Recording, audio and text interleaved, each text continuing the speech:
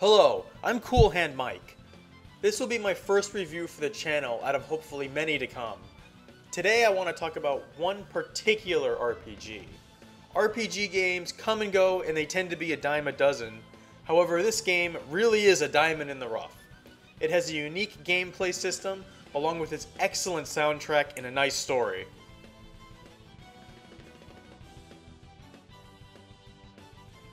The story consists of several different heroes that fight for their own reasons, but they're all essentially fighting to save the world. Each character has their own unique personality, along with various quirky and fun teammates. The multiple arcs in the game all overlap through time, and then come together at the end for a pretty satisfying conclusion.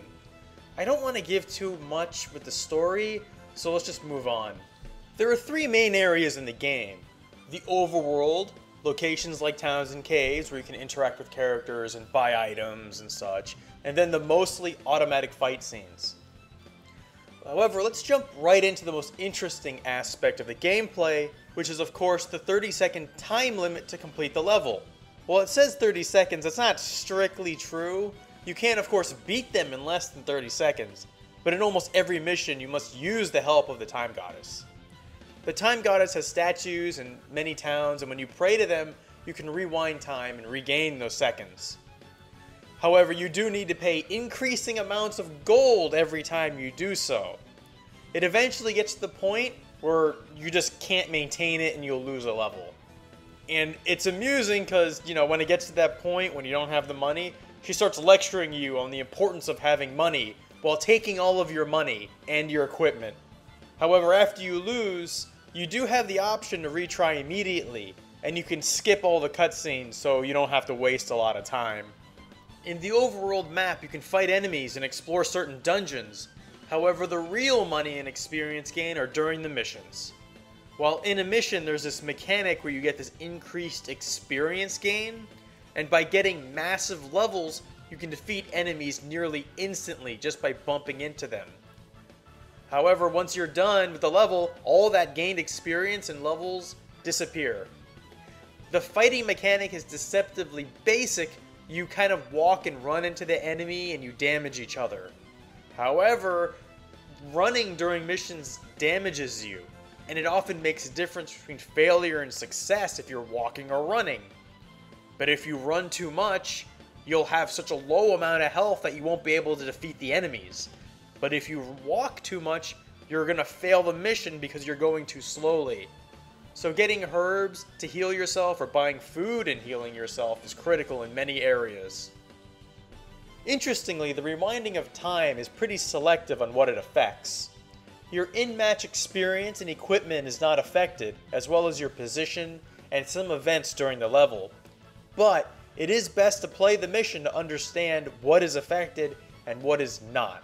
Almost every mission consists of defeating some massive foe that will destroy the continent or the world unless you defeat them within the next 30 seconds.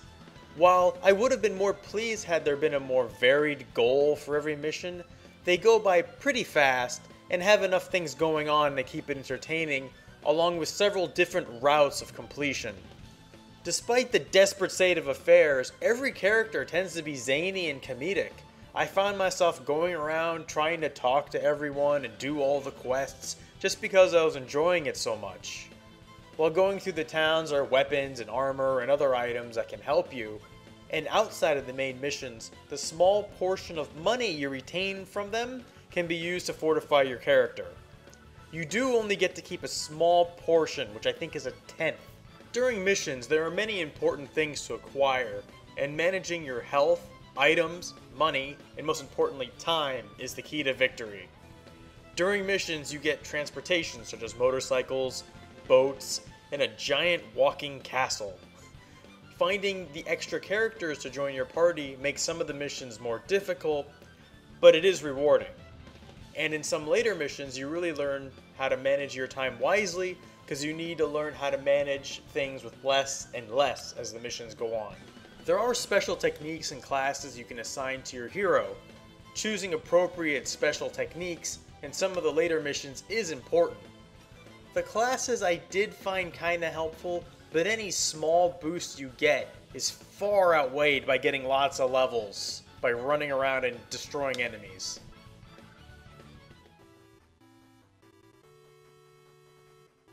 This is a 2D game in the pixel art style of the SNES generation. The art style is charming and entertaining. The game hardly takes itself too seriously with all the crazy equipment options your characters wear. The sprites are nice, large, and they have smooth animation. Many characters and monsters are not too threatening, and most have some odd, noticeable quirk.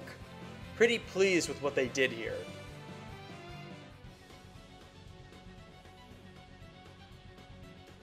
This game really has a first-rate soundtrack.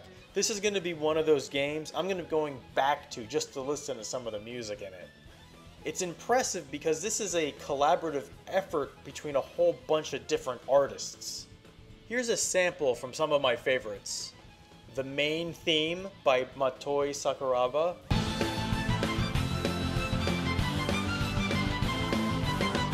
Cheap Treasure by Hideki Sha V. Asanaka.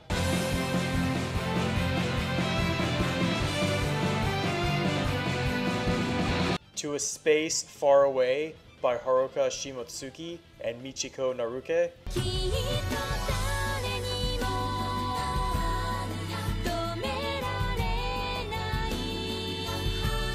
And my personal favorite, Wicked Spirit by Blackart.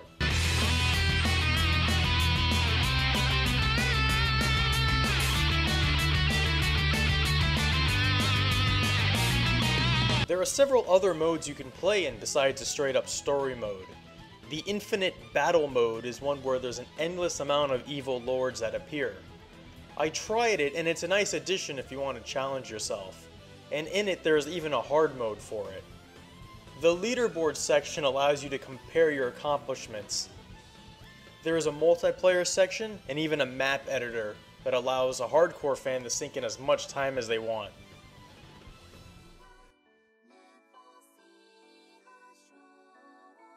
I found this game to be a real treat. Thanks to the Obscure Speedruns Club for featuring this game and providing me the chance to check it out, otherwise I would have overlooked it. It really felt like a labor of love for the creators because they jam-packed this game with so many things. I mean, their affection for the game really shines through, and I as a consumer really appreciate that. I'm gonna give this game a 9 out of 10, which is about as high as I rate any game. Half Minute Hero, The Second Coming is a definite recommend if you like great gameplay, entertaining characters, and a little comedy alongside a clock running down the seconds to the destruction of the world.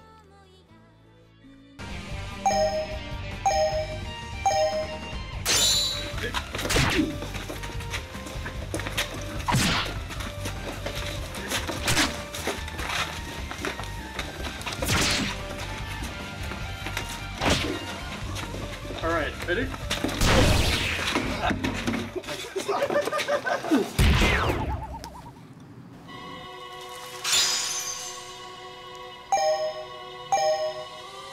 Time's up! Destruction!